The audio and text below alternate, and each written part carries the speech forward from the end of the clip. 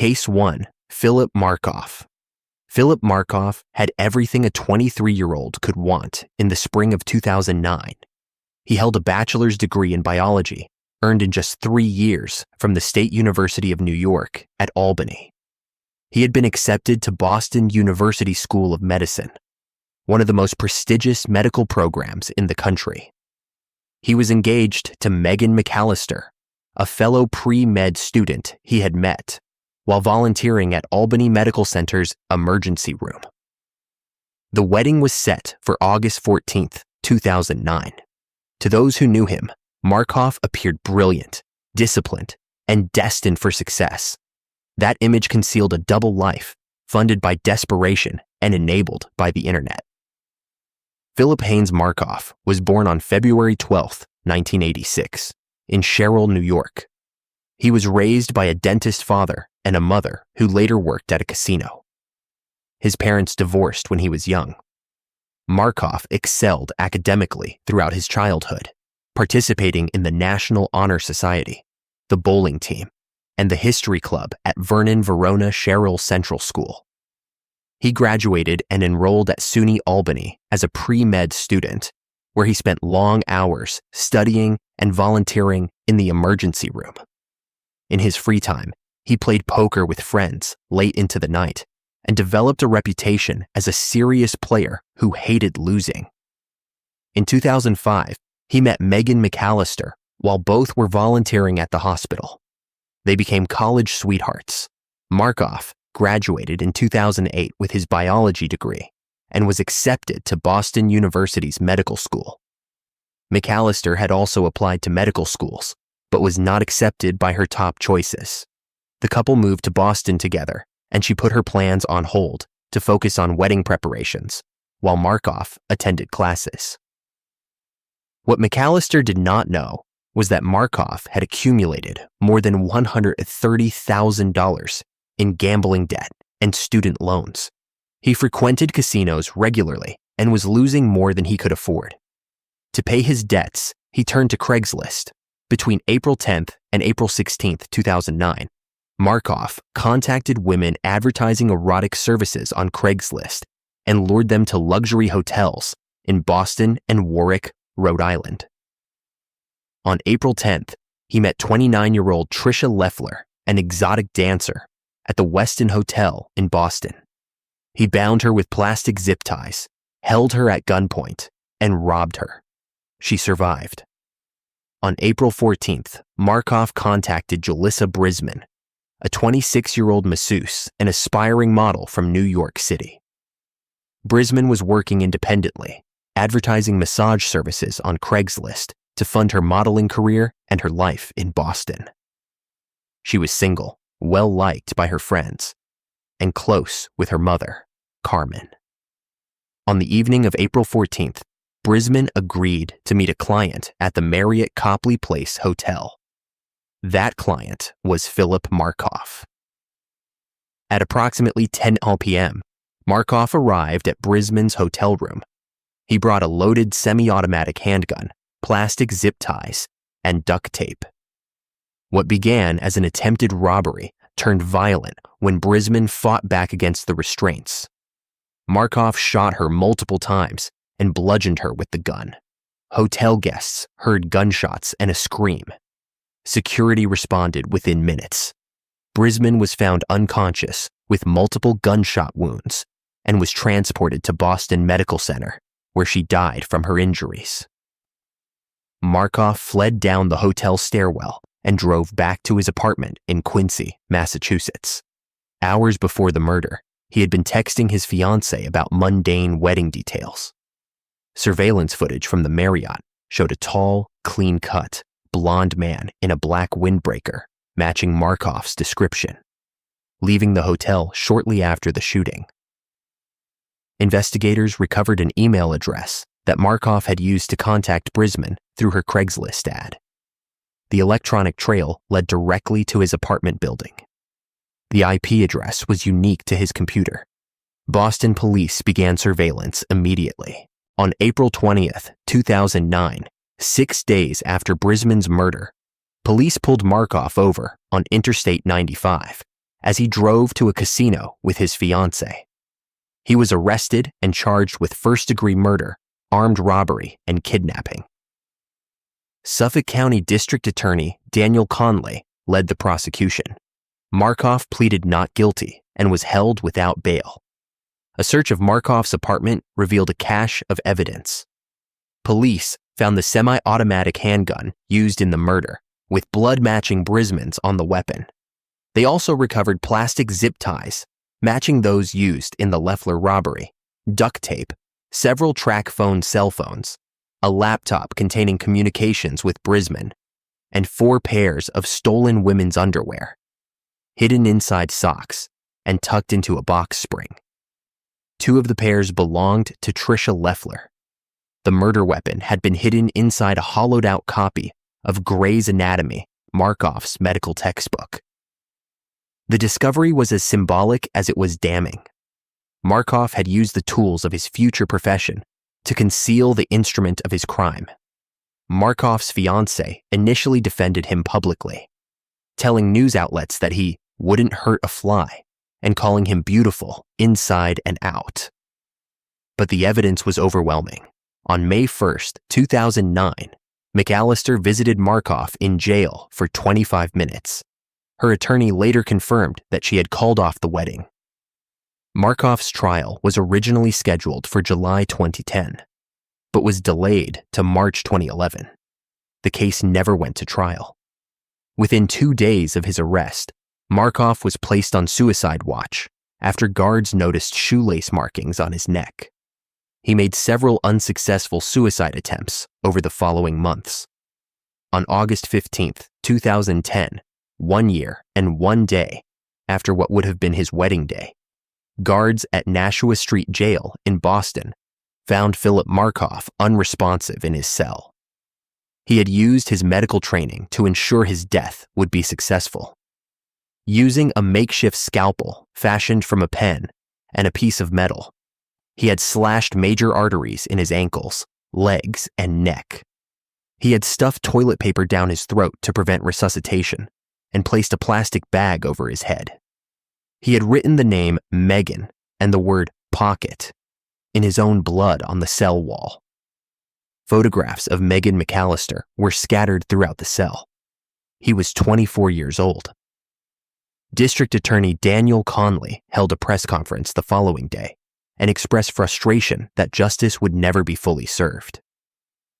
With Philip Markoff's final actions, the Brisman family has been deprived of an opportunity to hear a verdict rendered, to see justice pronounced, and even a chance to tell Mr. Markoff face-to-face what Julissa meant to them and the immeasurable pain and loss he inflicted upon them, Conley said. Julissa Brisman's mother, Carmen, was heartbroken and could not bear to speak publicly about her daughter's death or Markoff's suicide. The case had national ramifications. In the wake of Markoff's arrest and the media firestorm that followed, Craigslist faced intense public pressure to shut down its erotic services section. The company eventually removed the section entirely, replacing it briefly with an adult services category, before shutting that down as well. The term Craigslist killer entered the public consciousness. A book, 7 Days of Rage by Paul LaRosa, was published in 2009. A Lifetime movie, The Craigslist Killer, dramatized the case. The story became a cautionary tale about the dangers of online classified ads and the double lives that people can conceal behind polished exteriors. Philip Markoff is dead. He took his own life before he could be held accountable in a courtroom. Julissa Brisman was 26 years old when she was killed. She was working to build a career and a future. She answered a Craigslist ad for what she believed was legitimate work.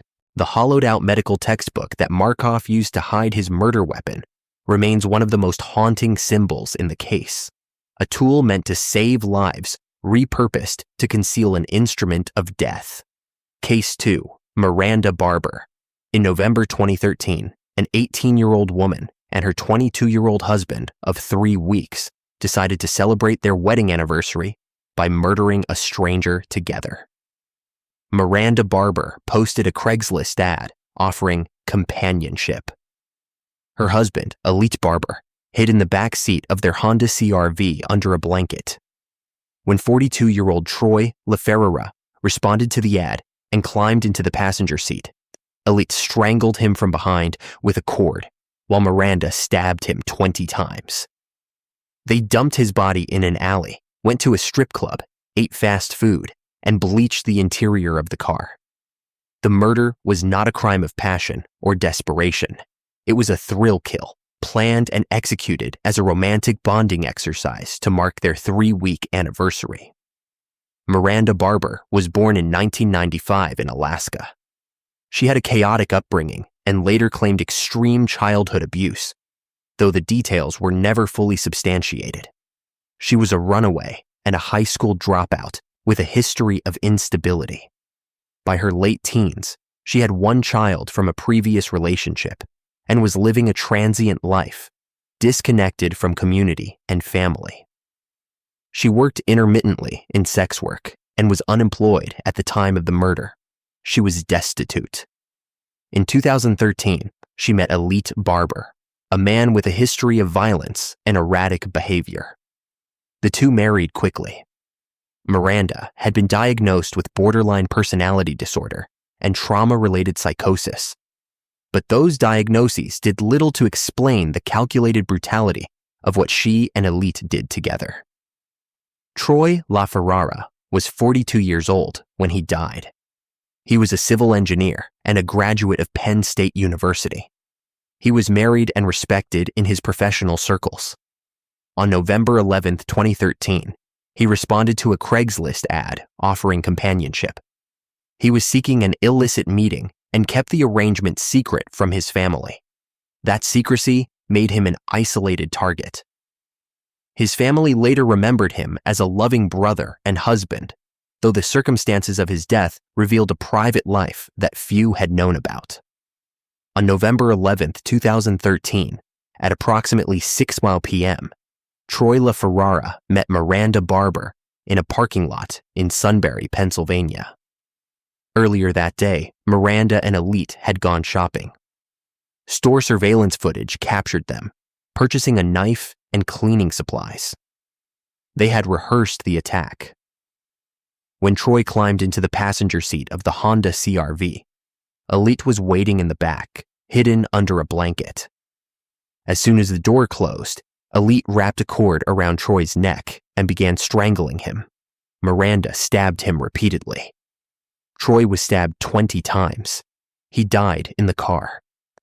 Miranda and Elite drove to a secluded alley and dumped his body. They went to a strip club and then stopped at a fast food restaurant. Later, they bleached the interior of the car in an attempt to destroy evidence. The motive was not financial. It was not revenge. It was simply the desire to kill someone together. Troy's body was found in an alleyway approximately 14 hours after the murder. A passerby discovered him and called police. Investigators immediately launched a homicide investigation. The last number dialed on Troy's cell phone belonged to Miranda Barber. Police traced the call and identified Miranda and Elite as suspects. Surveillance footage from the store where they had purchased the knife showed both of them together, and the timeline matched perfectly. When investigators searched the Honda CR-V, they found Troy's blood seeped into the floor mats despite the bleach. Miranda and Elite were arrested on December 3, 2013, 3 weeks after the murder.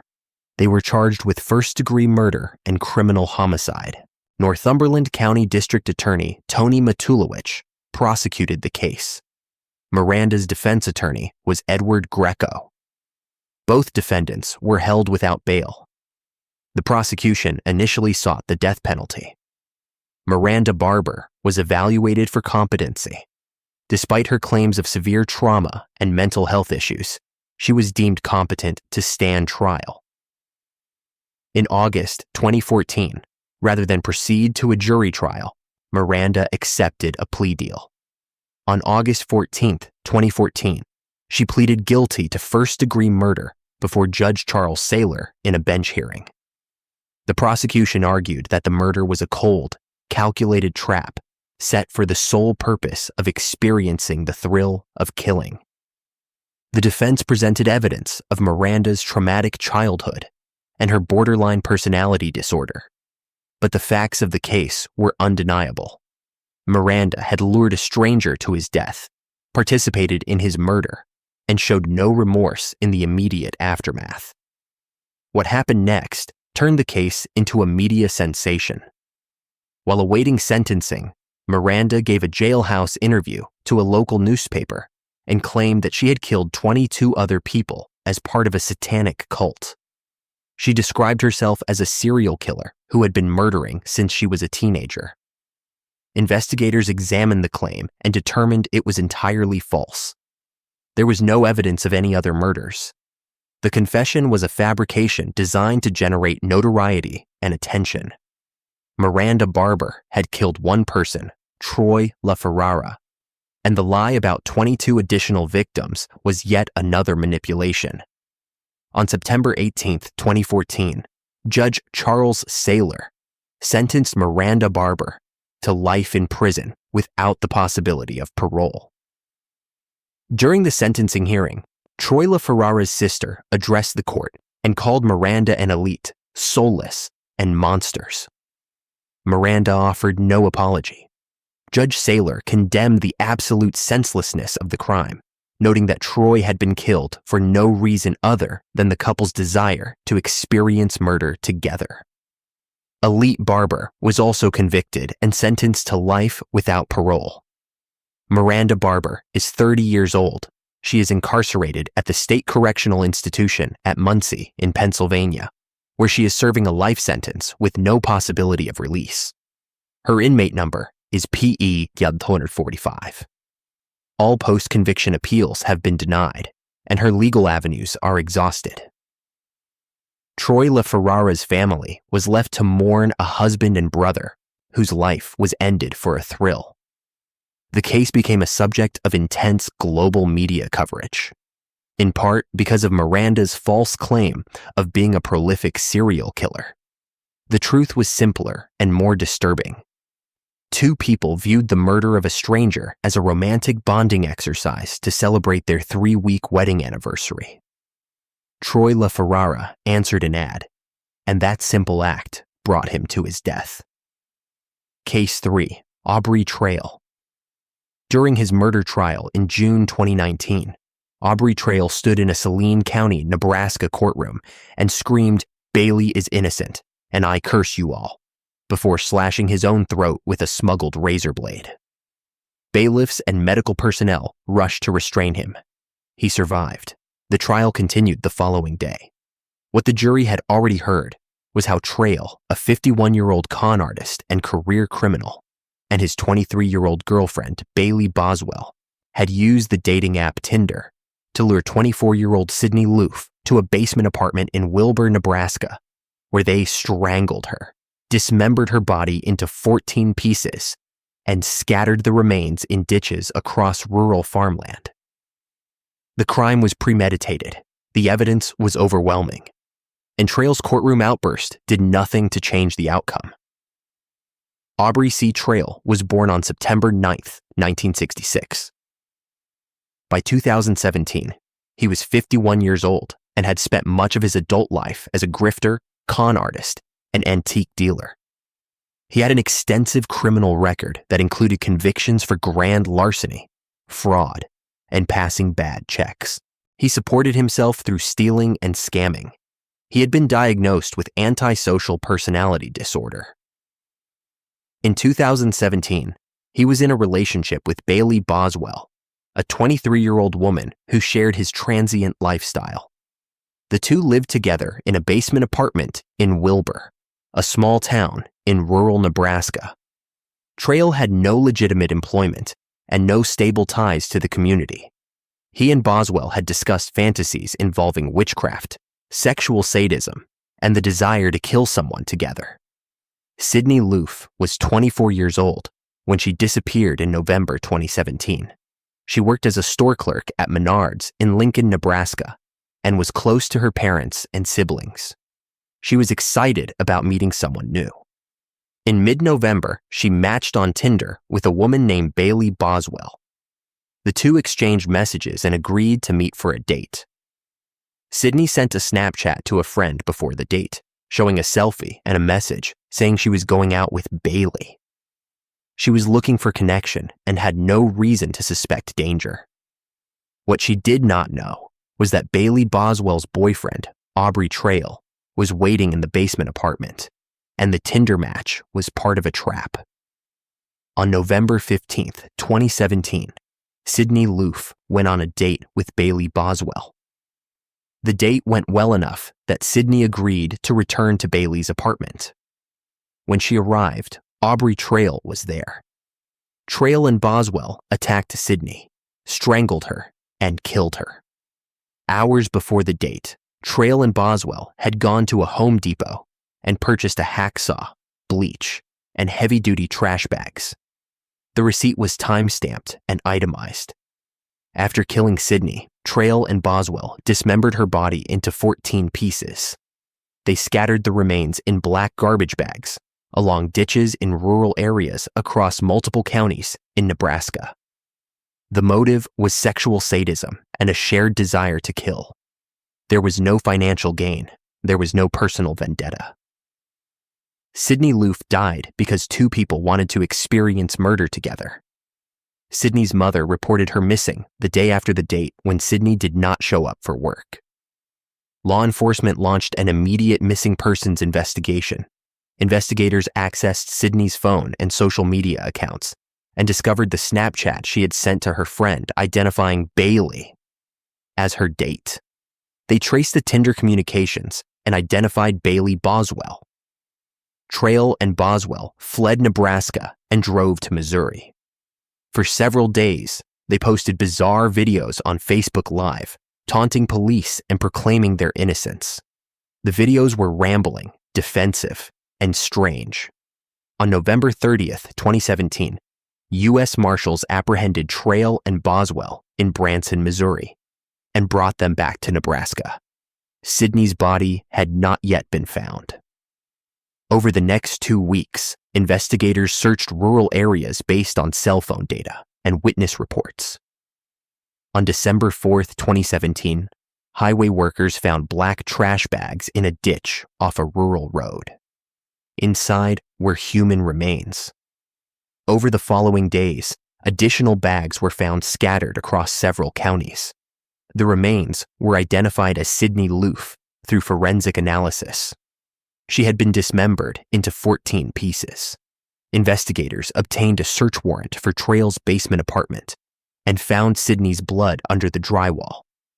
They also recovered the hacksaw, drop cloths, and cleaning supplies.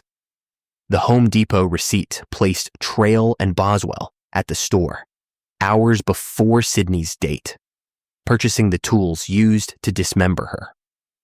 Aubrey Trail and Bailey Boswell were both charged with first-degree murder, conspiracy to commit murder, and improper disposal of human remains. The Nebraska Attorney General's office prosecuted the case. Bail was denied for both defendants. The prosecution announced they would seek the death penalty. Trail's trial began in June 2019 in Saline County District Court. Judge Vicki Johnson presided. The prosecution presented the Home Depot receipt, the forensic evidence from the apartment, the Tinder communications, and the testimony of investigators who described the discovery of Sydney's dismembered remains. The defense argued that Sydney had died accidentally during rough sex and that the dismemberment had been an attempt to cover up an accidental death. The argument was not credible. Trail testified in his own defense and claimed that Bailey Boswell was innocent. The jury deliberated for 3 hours. On July 10, 2019, they convicted Aubrey Trail of first-degree murder. On June 9, 2021, Judge Vicki Johnson sentenced Aubrey Trail to death. During the sentencing hearing, Sydney Loof's family delivered victim impact statements describing the unending torment of knowing that Sydney's body had been dismembered and scattered like trash. Judge Johnson cited the extreme depravity and cold calculation of the crime. Trail showed no remorse. Bailey Boswell was tried separately and also convicted of first-degree murder. She was sentenced to life in prison without the possibility of parole. Aubrey Trail is 59 years old. He is incarcerated at the Tecumseh State Correctional Institution in Nebraska, where he is on death row awaiting execution. His inmate number is 818062. He is currently filing mandatory capital appeals, a process that can take years or decades in Nebraska. Sydney Loof was 24 years old when she died. She went on a Tinder date and never came home. Her family was forced to endure not only the horror of her murder, but also the knowledge that her body had been dismembered and discarded in pieces across rural Nebraska. The Facebook Live videos that Trail and Boswell posted while on the run remain a chilling reminder of their arrogance and their refusal to acknowledge the gravity of what they had done. Trail and Boswell had purchased the hacksaw and trash bags before Sydney ever arrived. The Tinder date was part of the plan from the beginning. Case 4. Mark Latunsky. On December 28, 2019, police entered a home in Bennington Township, Michigan, searching for a missing hairdresser, last seen on Christmas Eve. In the basement, officers found 25-year-old Kevin Bacon hanging from the ceiling by his ankles, his throat slit, parts of his body missing. The homeowner, 50-year-old Mark Latunsky, was upstairs. He confessed immediately. He had met Bacon on the dating app, Grindr, on Christmas Eve, lured him to his house, stabbed him in the back, slit his throat, hung his body from the basement rafters, and used his background in chemistry to process and consume the victim's testicles. The murder was driven by cannibalistic urges, rooted in severe, untreated psychosis. Latunsky made no attempt to hide the body. He simply left Kevin Bacon hanging in the basement and waited. Mark David Latunsky was born in 1969. By December 2019, he was 50 years old and living alone in a house in Bennington Township, a rural area in Shiawassee County, Michigan. He had worked as a self-employed chemist earlier in his life, but was no longer employed. He owned his home and lived a middle-class existence, though those who knew him described him as increasingly isolated. Latunsky had been diagnosed with major depressive disorder, schizophrenia, and severe psychosis. He had a documented history of stopping his psychiatric medications, and when he was off his medication, his mental state deteriorated rapidly. He had no prior record of violent crime, but his mental illness had been worsening for years without consistent treatment. Kevin Bacon was 25 years old when he was killed. He worked as a hairdresser and was well liked by his clients and friends. On Christmas Eve 2019, he was looking for companionship and connection. He used the dating app Grindr to find someone to spend time with during the holiday. He matched with Mark Latunsky, and the two agreed to meet at Latunsky's home. Kevin told his roommate where he was going and left for the evening. It was the last time anyone saw him alive. On the evening of December 24, 2019, Kevin Bacon arrived at Mark Latunsky's house. What happened inside the home is not entirely clear, but at some point that night, Latunsky attacked Bacon. He stabbed him in the back and slit his throat. After Bacon was dead, Latunsky hung his body from the ceiling of the basement by the ankles using rope. He then used a knife to remove Bacon's testicles. Latunsky later confessed to investigators that he had used his knowledge of chemistry to process the tissue, and that he had consumed it. The cannibalism was not opportunistic. It was deliberate. Latunsky left Bacon's body hanging in the basement and made no effort to conceal what he had done. The motive was not financial, not revenge, not rage. It was a cannibalistic compulsion driven by untreated psychosis.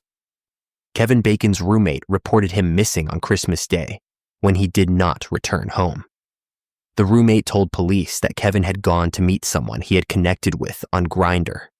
Investigators were able to access Kevin's Grindr account and traced his last messages to Mark Latunsky.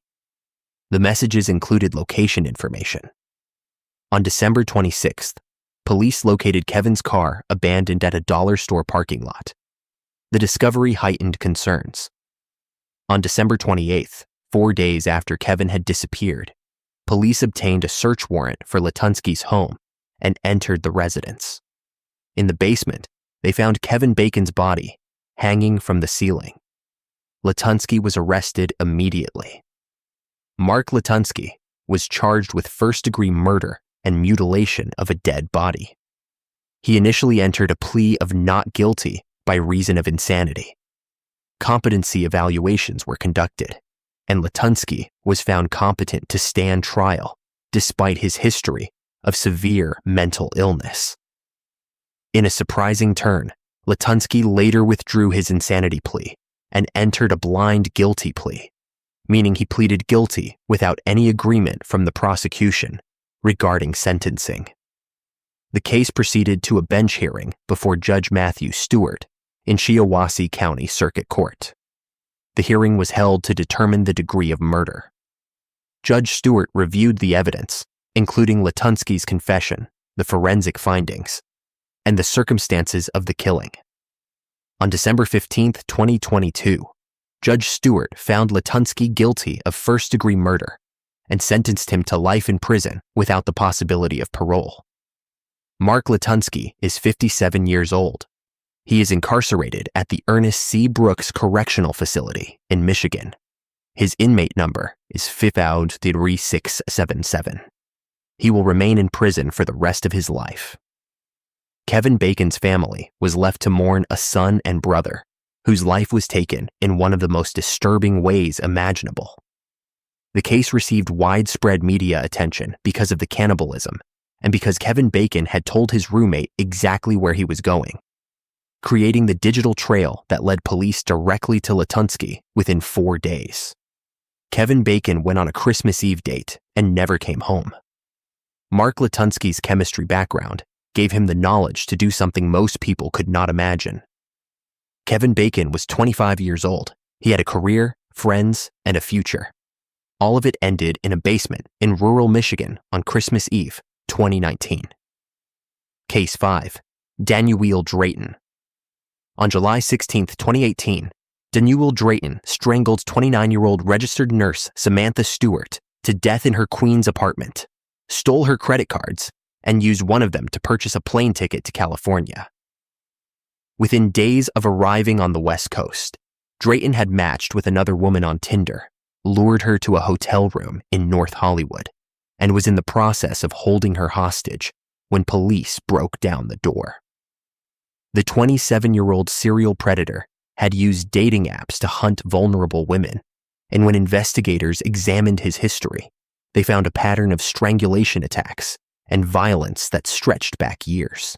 Samantha Stewart was not his first victim. She was simply the one he killed. Danielle Drayton was born in 1991. By July 2018, he was 27 years old and had a documented history of violence against women. He had been arrested previously for strangulation and was known to law enforcement as a danger to women he met through dating apps. Drayton claimed that voices in his head, which he described as mind control, told him to commit crimes. Whether this was a genuine delusion or a fabricated excuse was never definitively determined, but what was clear was that Drayton had a pattern of targeting women online, earning their trust, and then attacking them. He used multiple dating apps, including Tinder, and he moved frequently to avoid detection. Samantha Stewart was 29 years old when she died. She was a registered nurse who had worked hard to build her career and her life in New York City. She was independent, intelligent, and trusted that the man she met on Tinder was who he claimed to be. On July 16, 2018, Samantha went on a date with Danielle Drayton. The date seemed to go well, and she invited him back to her apartment in Queens. It was a decision that cost her her life. Inside Samantha Stewart's apartment, Drayton attacked her. He raped her and then strangled her to death. He used sharp force trauma as well, though the primary cause of death was strangulation. After killing Samantha, Drayton wrapped her body in blankets and left it in the apartment. He stole her credit cards, her identification, and anything else of value he could find. Then he walked out of the apartment and disappeared. Samantha's brother became concerned when he could not reach her and went to her apartment to check on her. He found her body and immediately called police. The motive for the murder was sexual violence and robbery. Drayton had killed Samantha to satisfy his violent urges and had stolen from her to fund his escape. Investigators immediately began searching for the man Samantha had met on Tinder. Her Tinder account provided a trail of messages that led directly to Drayton. More damning was the financial evidence. Drayton had used Samantha's stolen credit cards to make purchases, and one of those purchases was a plane ticket from New York to California. Law enforcement tracked the credit card activity and determined that Drayton had flown to Los Angeles shortly after the murder. On July 24, 2018, just 8 days after Samantha Stewart's murder, police in North Hollywood, California, received a report of a woman being held against her will in a hotel room. Officers responded and found Danielle Drayton inside the room with another woman he had met on a dating app. The woman was alive but had been assaulted. Drayton was arrested on the spot. Drayton was charged in New York with second-degree murder in connection with Samantha Stewart's death. He was also charged in California with attempted murder and assault in connection with the North Hollywood attack. The evidence against him in the New York case was overwhelming. Tinder logs placed him with Samantha on the night of her death. Her stolen credit cards had been used by Drayton. Forensic evidence from the apartment linked him to the crime scene. In August 2022, Drayton pleaded guilty to second-degree murder in New York. He was sentenced to 27 years to life in prison. The plea deal allowed him to avoid a trial and a potential first-degree murder conviction, but it ensured he would spend decades behind bars. Danielle Drayton is 35 years old. He is currently incarcerated in a New York State Department of Corrections facility, serving his sentence of 27 years to life. He is awaiting extradition to California to face charges related to the second victim, the woman he held hostage in the North Hollywood hotel room. The California charges could add additional years to his sentence. Samantha Stewart's family was left to mourn a daughter and sister whose life was stolen by a man she met on a dating app and invited into her home. What made Drayton's case particularly chilling was the immediacy of his next attack. He did not pause after killing Samantha Stewart. He used her credit card to buy a ticket to California and targeted another woman within days. Samantha Stewart was 29 years old. She was a registered nurse with a career and a future. The dead victim's credit card paid for the plane ticket to the next victim. Danielle Drayton did not stop after murdering Samantha Stewart. He simply moved on and hunted again. Case 6. Sherry Miller. Sherry Miller never touched the murder weapon. She did not need to. In 1999, the 28-year-old bookkeeper met a man named Jerry Cassidy in an AOL chat room and spent months constructing an elaborate fiction.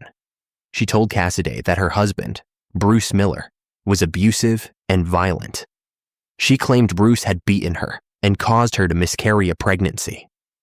She described a life of terror and desperation and convinced Cassidy that Bruce would kill her if someone did not intervene. Cassidy, a lonely man living in Missouri, believed every word. On November 8, 1999, he drove from Missouri to Michigan and shot Bruce Miller to death at his junkyard. Months later, consumed by guilt and realizing he had been manipulated, Cassidy committed suicide. He left behind a briefcase filled with hundreds of pages of printed AOL chat logs that detailed the entire conspiracy. Sherry Miller had weaponized the early internet and turned a stranger into her personal executioner. Shari Miller was born in 1971. By 1999, she was 28 years old and working as a bookkeeper. She was married to Bruce Miller, a 48-year-old man who owned a junkyard in Flint, Michigan. To those who knew them, Shari and Bruce appeared to be a stable couple. There were no public signs of abuse or discord. Shari had no prior criminal record and no history of violence. What she did have was a talent for manipulation and a willingness to lie without hesitation. Bruce Miller was 48 years old when he was killed. He owned and operated a junkyard in Flint, and he had built a life with Shari over the years. They had been married. He was a hard-working man who had no enemies that anyone knew of. On the morning of November 8, 1999, Bruce went to work at his junkyard as he did every day. He had no reason to believe that a man he had never met was driving from Missouri with the intention of killing him. In early 1999, Shari Miller joined AOL and began spending time in chat rooms. She met Jerry Cassidy, a lonely man from Missouri, and the two began an online relationship. Over the course of months, Shari crafted a detailed and horrifying narrative. She told Cassidy that Bruce was abusive, that he beat her regularly, and that he had physically assaulted her so badly that she had miscarried a pregnancy. She sent Cassidy photographs of bruises that she claimed Bruce had inflicted, though investigators later determined the injuries were either self-inflicted or fabricated. She told Cassidy that she was terrified for her life and that Bruce would kill her if she tried to leave. Cassidy, who had fallen in love with Shari through their online communications, became convinced that he needed to save her. Shari encouraged him. She told him that Bruce's death was the only way she would ever be safe.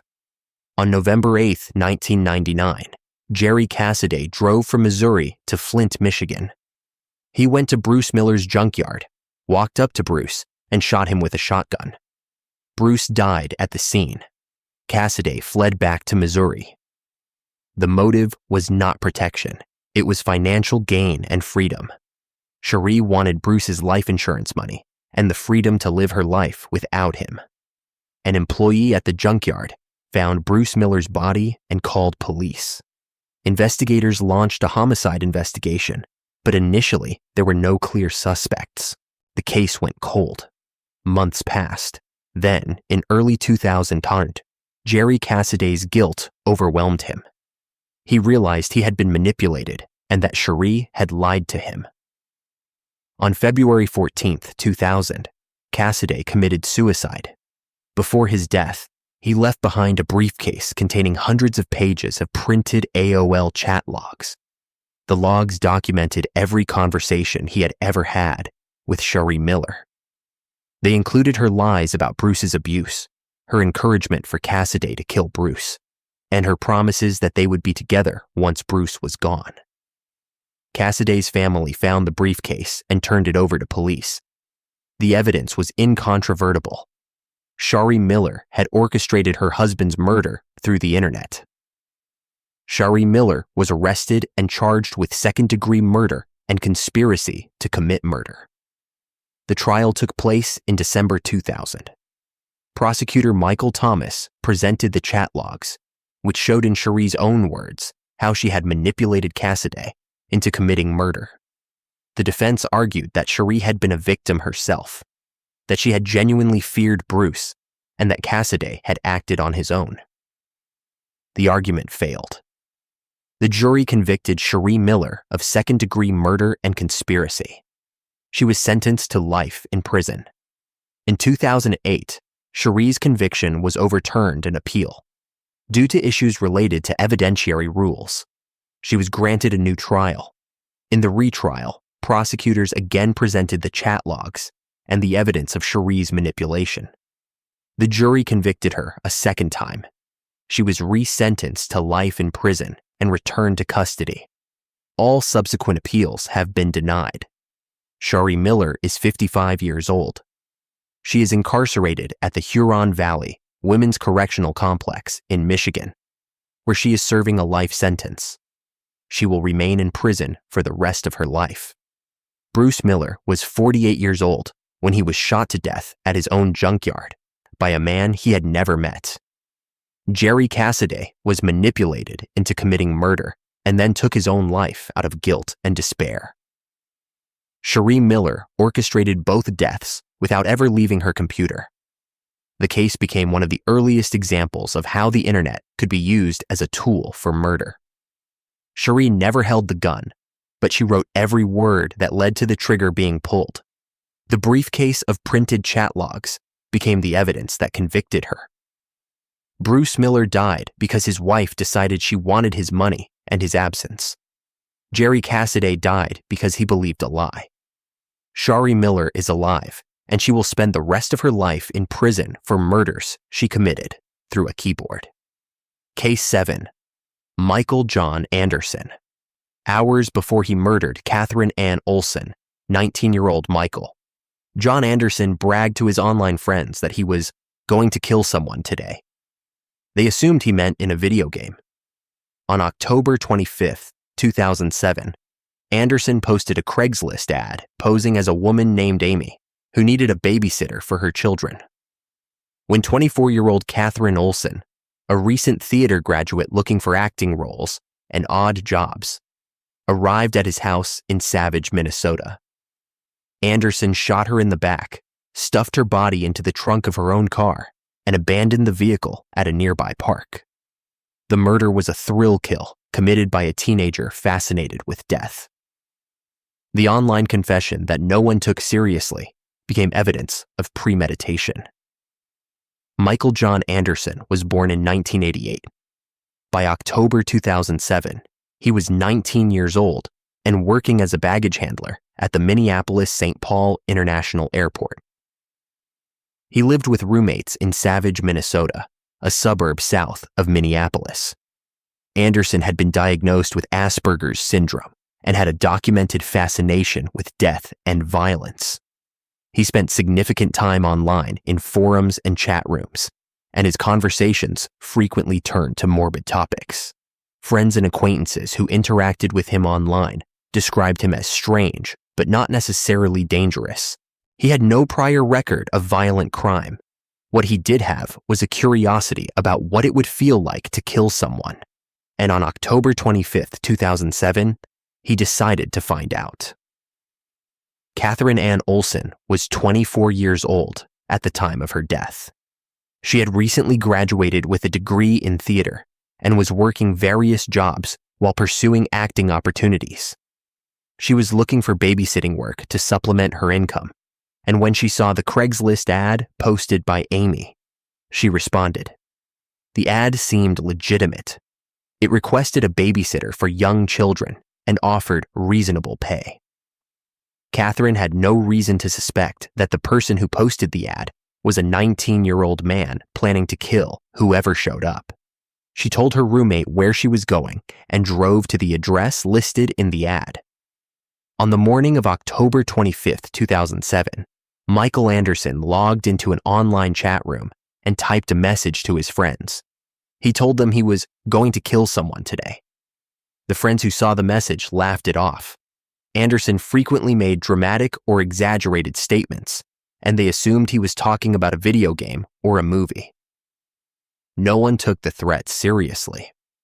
Later that day, Anderson created a fake Craigslist account and posted an ad under the name Amy, claiming to be a mother looking for a babysitter. Catherine Olson responded to the ad and arranged to meet at the address Anderson provided. When Catherine arrived at the house in Savage, Anderson answered the door. There were no children. Anderson shot Catherine in the back. She died almost immediately. Anderson then dragged her body to her car, stuffed it into the trunk, and drove the vehicle to a nearby park, where he abandoned it. He walked back to his house and waited. Catherine Olson's roommate became concerned when Catherine did not return home that evening. The roommate called police and reported her missing. The following day, investigators went to Anderson's house after tracing the Craigslist ad. They found a bloody towel in the house and immediately suspected foul play. Catherine's car was discovered at a park in Savage, with her body in the trunk. The investigation moved quickly. The IP address associated with the Craigslist ad led directly to Michael Anderson's computer. Investigators also found the chat logs in which Anderson had bragged about planning to kill someone. The evidence was overwhelming. Anderson was arrested and charged with first-degree murder. The trial took place in 2008. Prosecutors presented the Craigslist ad, the IP address evidence, the chat logs, and the forensic evidence linking Anderson to the murder. The defense argued that Anderson's Asperger's syndrome and his fascination with death should be considered mitigating factors, but there was no evidence that Anderson did not understand the consequences of his actions. He had planned the murder. He had lured Catherine to his house under false pretenses. He had shot her, hidden her body, and attempted to cover up the crime. The jury convicted Michael John Anderson of first-degree murder. He was sentenced to life in prison without the possibility of parole. Michael John Anderson is 38 years old. He is incarcerated at the Minnesota Correctional Facility at Oak Park Heights, a maximum security prison. He will remain in prison for the rest of his life. Catherine Ann Olson was 24 years old when she died. She had just graduated from college and was working toward building a career in theater. She responded to a babysitting ad on Craigslist and was murdered to satisfy a 19-year-old's fascination with death. The online brag that Anderson's friends dismissed as a joke turned out to be a confession. "I'm going to kill someone today" was not hyperbole. It was the truth, and no one recognized it until Catherine Olson was dead. Case 8. Jason Nisbet. Chelsea Martinez was suffering from severe depression and actively seeking methods to end her life when she found Jason Nisbet on Experience Project, an online mental health support forum. Nisbet, 39 years old and living in a trailer park in Minnesota, promised to help her commit suicide. In August 2015, Martinez drove from Ohio to Minnesota to meet him. Nisbet tied her up in the woods near Faribault, slit her throat, strangled her, and dumped her body. The murder was not an act of compassion or assistance. It was predatory opportunism. Nisbet had hunted a vulnerable woman on a platform designed to provide support and had used her mental illness as a tool to lure her to her death. Jason Nisbet was born in 1976. By August 2015, he was 39 years old, unemployed, and living in a trailer park in rural Minnesota. He had a history of severe depression and morbid fixations. He spent significant time online in forums and chat rooms focused on mental health, suicide, and death. Nisbet presented himself as someone who understood suffering and who could relate to people in emotional distress. In reality, he was a predator who used these forums to identify vulnerable targets. He had no known history of violent crime before Chelsea Martinez, but investigators would later discover that he had engaged in disturbing conversations with other suicidal individuals online. Chelsea Martinez was 26 years old when she died. She was married and living in Ohio, but she was struggling with severe depression. She had been searching online for information about suicide methods and had joined several forums where people discussed ending their lives. On Experience Project, a now-defunct social networking site that allowed users to share personal experiences and find others with similar struggles, Chelsea met Jason Nisbet. Nisbet told her he understood what she was going through. He offered to help her. Chelsea believed him. She told her husband she was going on a trip and drove from Ohio to Minnesota to meet Nisbet. She thought he was going to help her die peacefully. Instead, he murdered her. On August 1st, 2015, Chelsea Martinez arrived in Minnesota and met Jason Nisbet. Nisbet drove her to a wooded area near Faribault, Minnesota. Once they were in a secluded location, Nisbet tied Chelsea's hands and restrained her. He slit her throat with a knife and strangled her to ensure she was dead. He left her body in the woods and drove away. The motive was not financial. It was not revenge. It was predatory violence disguised as assisted suicide. Nisbet had used Chelsea's mental illness to manipulate her into traveling across state lines to meet him, and then he had killed her. Chelsea's husband reported her missing when she did not return home. He told police that she had been struggling with depression and had been spending time on mental health forums online. Investigators accessed Chelsea's computer and found her communications with Jason Nisbet on Experience Project. The messages made it clear that Chelsea had traveled to Minnesota to meet him. Cell phone records confirmed that Chelsea's phone had last been active in the Faribault area. Police contacted Nisbet, and he confessed almost immediately. He told investigators where he had left Chelsea's body and admitted to killing her. He claimed that he had agreed to help her commit suicide, but that the plan had changed. Investigators did not believe him. The forensic evidence showed that Chelsea had been restrained and murdered, not assisted in a suicide. Jason Nisbet was arrested and charged with first-degree murder. Facing the possibility of life without parole, Nisbet accepted a plea deal. He pleaded guilty to second-degree murder in exchange for the prosecution dropping the first-degree charge. In 2016, Nisbet was sentenced to 46 years in prison. The plea deal spared him a trial, but ensured he would spend the rest of his productive life behind bars. Jason Nisbet is 48 years old. He is incarcerated in a Minnesota Department of Corrections facility, where he is serving his 46-year sentence. He will not be eligible for release until he is in his 80s. Chelsea Martinez was 26 years old when she died. She was suffering from depression and sought help in an online community that was supposed to offer support. Instead, she found a predator who exploited her vulnerability and killed her. Chelsea drove across state lines, believing she was going to meet someone who understood her pain. Jason Nisbet preyed on an actively suicidal woman and used a mental health support forum as a hunting ground. Chelsea Martinez's husband lost his wife.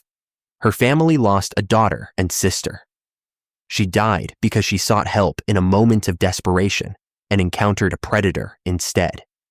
Case 9. John Matthew Chapman. For weeks after Jaime Faden's murder, her family received Facebook messages from her account. The messages were cheerful, reassuring, and normal.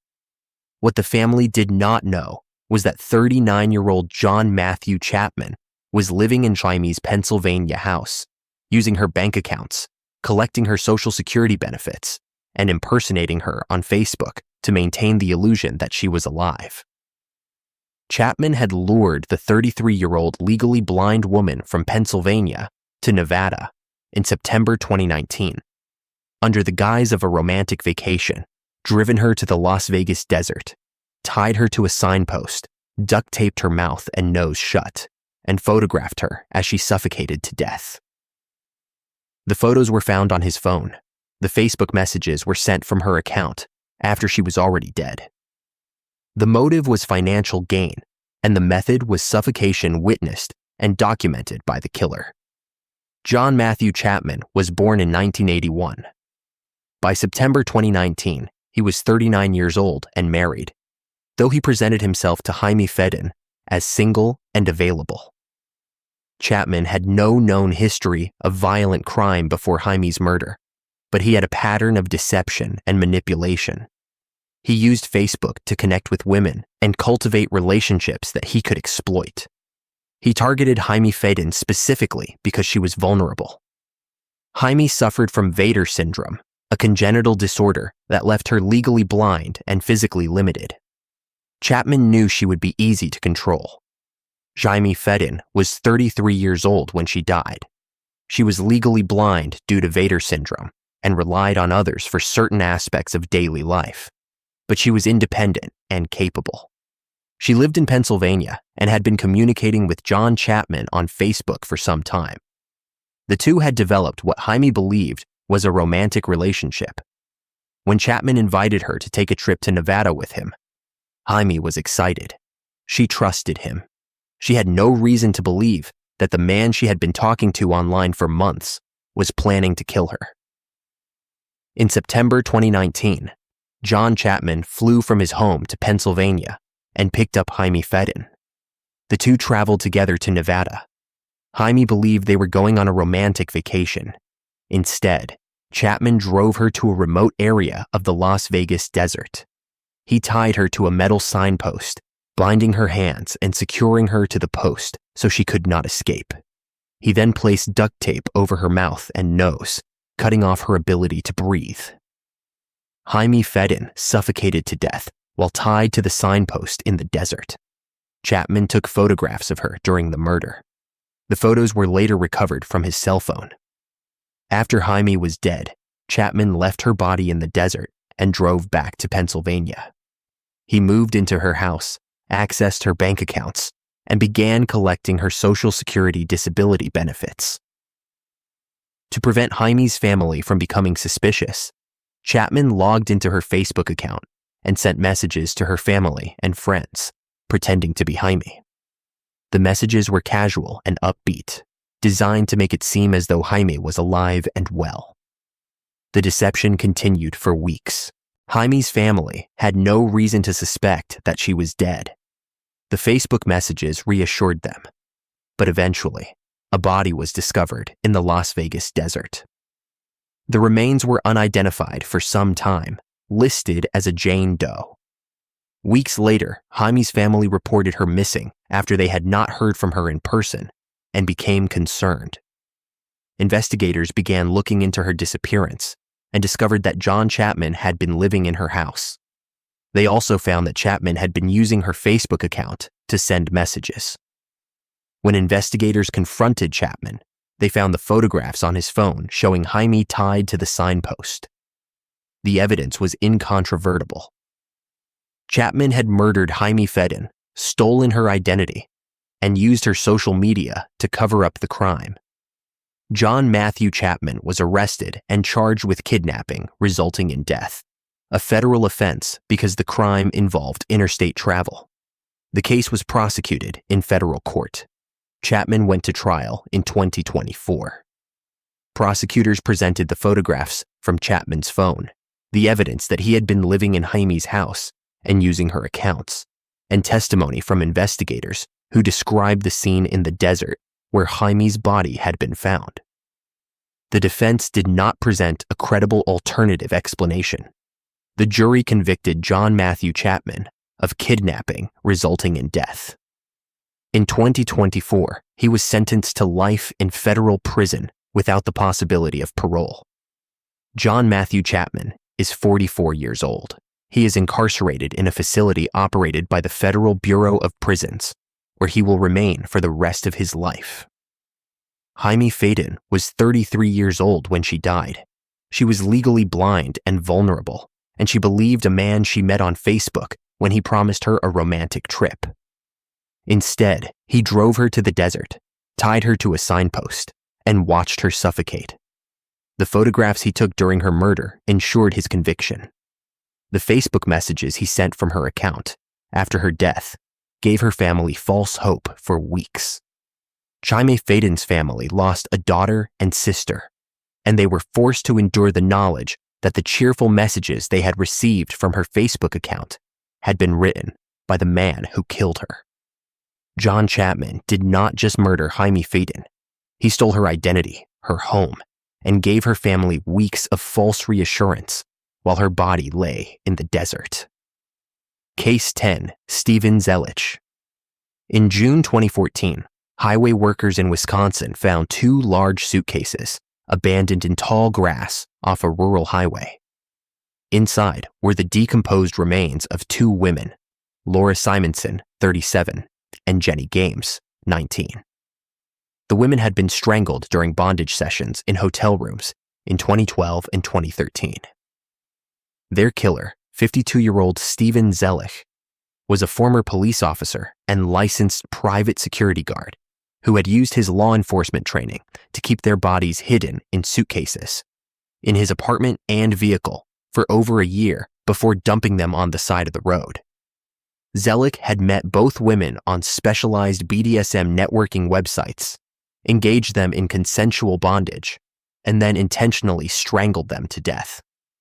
The former cop had used his knowledge of criminal investigation to attempt the perfect cover-up.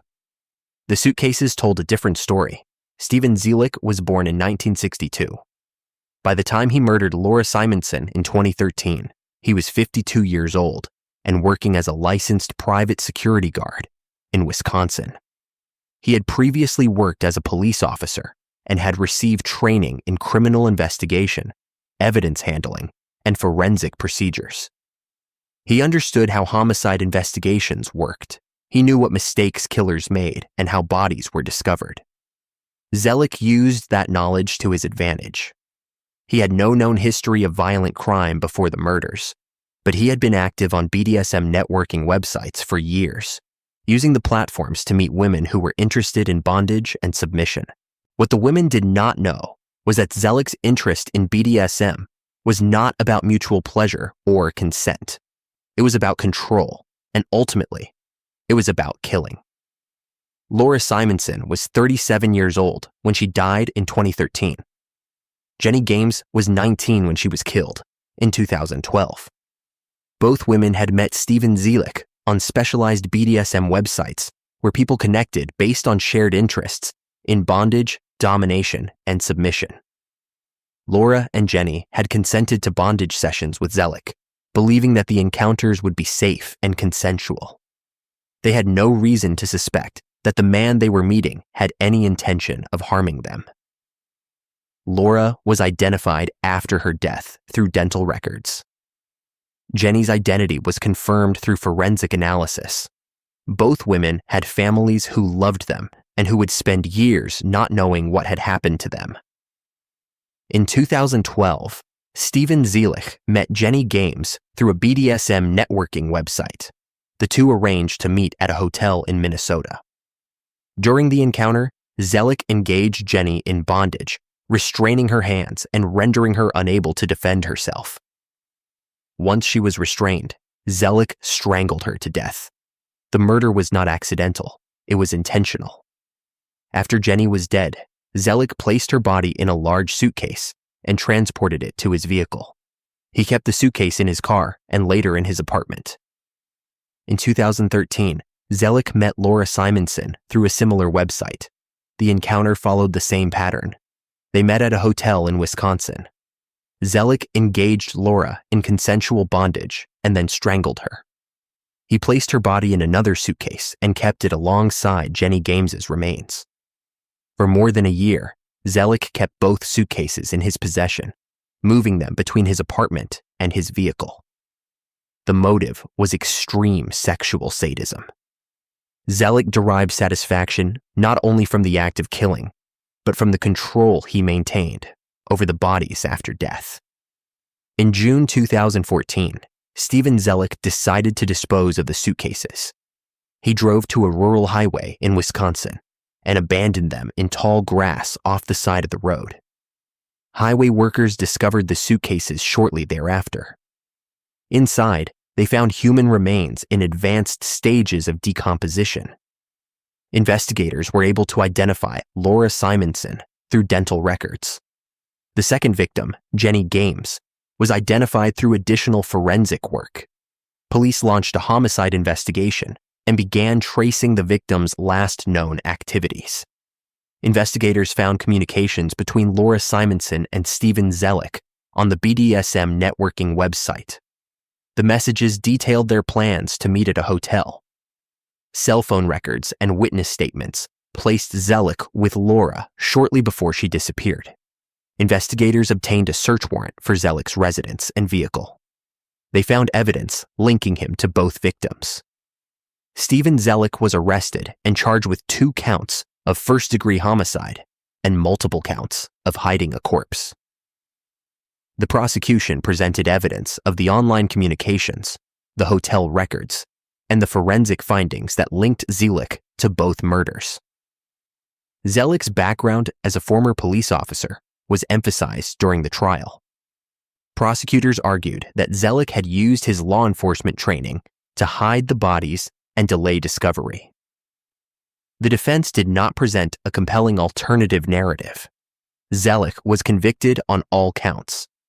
In 2018, He was sentenced to 60 years in prison. Steven Zelich is 64 years old. He is incarcerated in a Wisconsin Department of Corrections facility, where he is serving his 60-year sentence.